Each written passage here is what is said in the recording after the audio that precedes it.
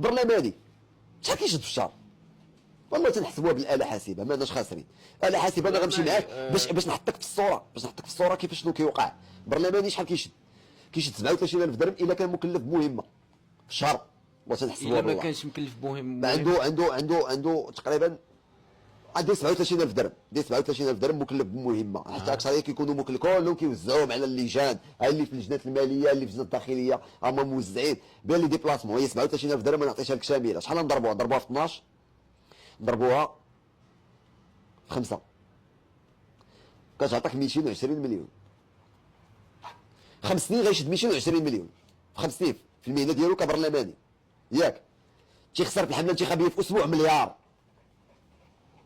واش غيجمعها هو في البرلمان؟ واش من نيه انت داخل انت خاسر مليار في اسبوعين، في 15 يوم ولا في اسبوع خاسر مليار باش تشد لي 220؟ الله يقوي ايمانك يا خويا.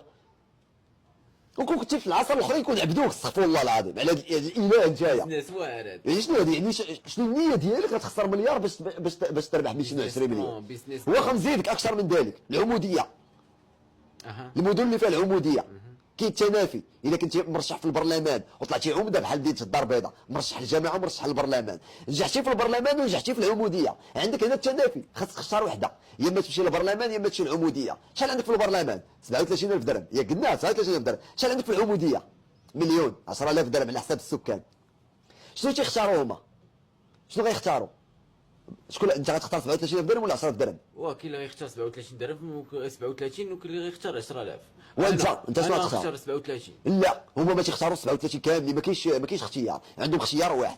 نتحداك في التاريخ ديال المغرب نهار بدات المساله ديال العموديه والقانون ديال العموديه ديال التنافي، واحد فيهم اختار البرلمان، كلهم كيختاروا العموديه. علاش؟ لي مارشي، لي بوند كوموند، الفلوس صحيحه، كتولي تلعب بالفلوس صحيحه، الا من رحم ربه باش ما نجمعش، باش ما يقولوش هذا غير